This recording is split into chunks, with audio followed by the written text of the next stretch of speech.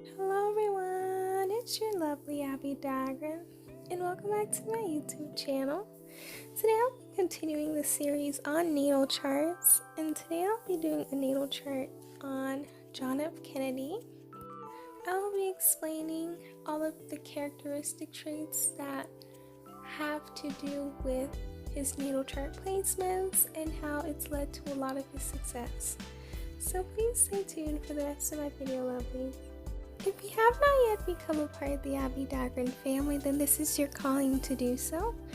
Please hit that subscribe button and that notification bell so you know when I upload videos on the daily. Also hit that like button because I know you guys will love this video.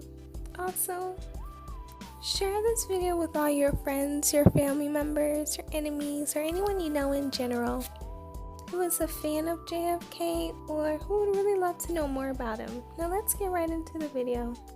John F. Kennedy was born on May 29, 1917, so that automatically qualifies him to be a Gemini. People with this placement are very bright, they're very energetic, and they have an infectious sense of humor. So they're bright people. They love to brighten people's day. They love to make sure that everyone's okay and that everyone's happy. They also are very energetic. They love to do things that are very fun, and they love to do things that require energy, whether that's sports or whether that's exercising or doing anything that can help them be energetic. And they're also the type of people that will always make you laugh. They're very funny people, and they try their best to make sure that everyone around them is happy. So they may make jokes or say things that just make everyone laugh. So they're funny. Next up is his moon in Virgo. And by having this placement, he has the heightened sense of purpose and that he needs to always be doing something productive. And this is very common with earth signs, whether it's in any placement, and he wants to know that he has a sense of purpose on this earth, and he's the type of person that will look far and near and will go to the depths of anything in order for him to find his purpose, and he eventually did. And also, he's also the type of person that needs to always be doing something productive because it gives him a sense of security and it helps his mental state to be great. And that's something that has been noted about him. A lot of people have said that he loved to work and he loved to do things that kept him productive. So he really represents a Virgo moon. Next up is his Mercury in Taurus. With this placement, he takes his time in making decisions. He loves to take everything into account before he makes a decision. He loves to look at every detail, every pro and con before he makes a decision. So JFK, and this is a great trait because when he was president, you really have to think about what decisions are great for not only you but for the whole country, and that's one good thing. Amount of others that's great when you have a Mercury in Taurus, because when you're president you really have to think about everything you do because it can really affect someone in a negative way. And the fact that he would try his best to take everything into account and making sure his decisions are made to benefit everyone and every fact and every detail was taken into account, that's something that's very admirable. Next up is his Venus in Gemini. So with this placement, they require a lot of variety, fun, and spontaneousness in any of their relationships. So they always want to have a friendship, a communication. They always want to have humor, and they want to have a mental stimulation. So with this relationship, they love to think about great things. They love to talk about things that are new and talk about deep topics. They are very funny people, which is a trait with Gemini, and they really love friendship. So if you're in a relationship with them, they want to make sure that you are friends, and when you guys are finally friends, then the relationship can really go a long way. Freedom is also something that someone with a Gemini Venus would like, and that's what JFK did. Next up is his Mars in Taurus. When someone has this placement, they are very patient, determined, and enduring when it comes to building stability. So he wants to make sure that everything comes in order, and he loves to make sure that he's very patient before he makes a decision. He really wants to build stability around not only himself but his family as well. So he's going to be very patient and very enduring as well, because he wants to make sure that things not only last for his generation or his family but generations to come. And he has done this not only monetarily but also in legacy, because till this day we speak about him, and the fact that he has a Mars in Taurus shows why he did a lot of the things that he did. Next up is his Jupiter in Taurus. With this placement, he has a very cautious nature that helps attract good fortune, along with hard work and dedication. So JFK, like a lot of his other placements, was very cautious as to what he did, and that has helped him gain a lot of notoriety as well as wealth. And he was very smart as to what he did. He was very cautious. He made sure that information that need not be put out there on him to destroy his reputation, he made sure that it was protected in different ways. And he was also a very hard worker, and he was always dedicated to his work. He started out in the military, then he went on to becoming a senator, then he became a president. And even though he had Addison's disease, he still made sure that he accomplished every last goal he wanted to. Next up is his Saturn and Cancer. And people with this placement, especially John F. K., hold back their tendencies to avoid showing any kind of weakness. And a perfect example of this was he was one of the sickest presidents. However, really no one knew about it until now. There may have been people around him who knew, or other candidates who were trying to ruin his reputation. They knew about it. However, the public didn't know about his health issues.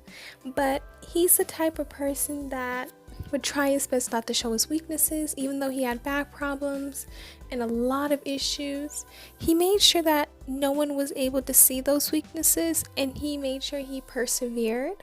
Even though he had good doctors and his family had wealth to make sure he was okay, he made sure that none of those things stopped him, and weakness was never shown on any level.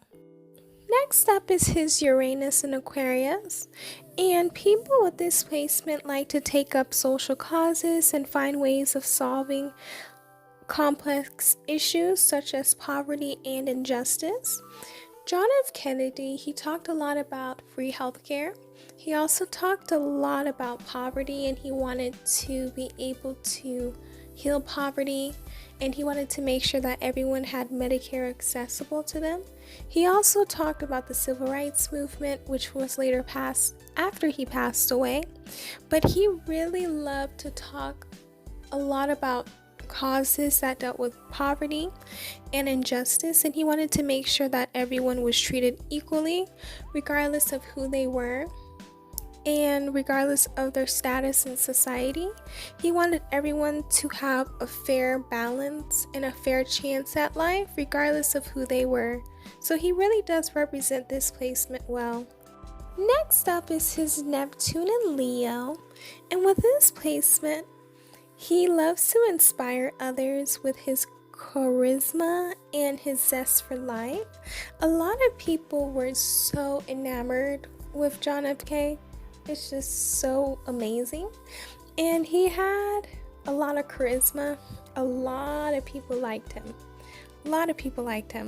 Even when he was married, a lot of people liked him, and he was able to charm a lot of people because not only did he have a zest for life, he literally lived by YOLO because he had a lot of sicknesses, and he wanted to make sure that he did everything before he would no longer be on this earth. But also, he was just charismatic, and a lot of people loved being around him because he was just a fun person to be around with. He was very laid back, and he was just a very cool guy. Next up is his Pluto and Cancer, and this is part of the silent generation. They are very intuitive and can read any situation, but they are also very curious.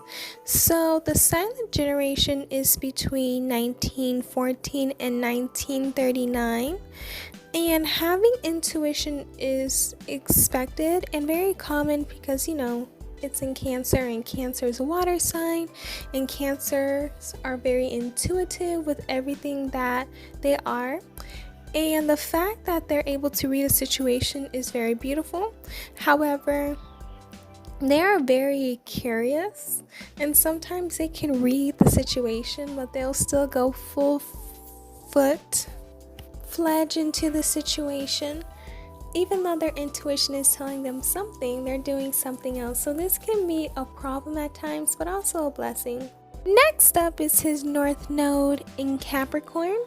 And in order for him to uncover his hidden gifts and talents, he will need to develop these attributes. So first thing would be self-control, approaching life from an adult position, self-respect, staying goal-oriented, sensible approach to problem solving, keeping commitments and promises, letting go of the past, self-care, and accepting responsibility for success. So, self-control is very important. Approaching life from an adult position is important, especially for him. And being goal-oriented was very important. Letting go of the past, self-care are all very important. And I feel as though he was able to develop these attributes, and that's why he was able to gain as much as a success as he garnered, because he developed these attributes. Next up is his Chiron in Pisces, and that is the wound of faith. So he's the type of person that can lose trust at times in the universe, and often has a sense of betrayal. And if you've looked at his life, he has a lot of issues with people betraying him. And lastly, with that situation of him being taken away abruptly, there's a lot of speculations around that. And the fact that he wasn't able to have protection, and the fact that he wasn't able to trust a lot of people around him, just shows that his Chiron in Pisces made a lot of sense. Because if you looked at his life, then you're able to see that a lot of his fears did become true, and that his Chiron in Pisces is very valid. Next up is his Libra Rising / Ascendant. With this placement, he's very pleasant and charismatic. He preserves peace to avoid conflict. He does not like being alone. He loves fashion and is self-aware of looks. He's very persuasive and makes a great mediator. He has the tendency to pass blame to keep up his nice image. He appears friendly, but also detached or shallow. He's very romantic and gracious. He has a lot of friends, and he's very polite.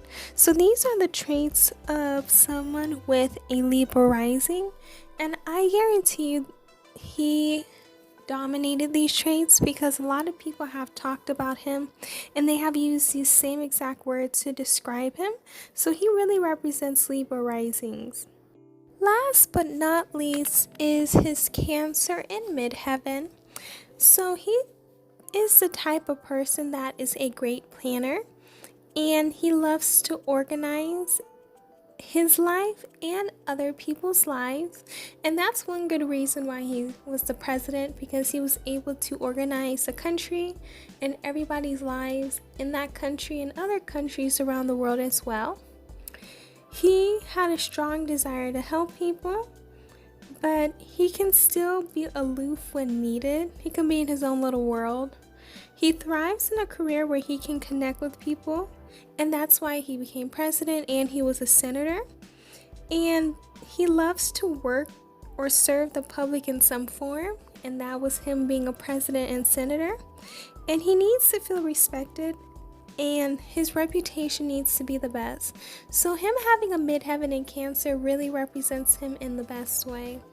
That's all I have for you lovelies today in regards to John F. Kennedy's natal chart. I hope that you guys learned something new from it and that you guys got to know more about him.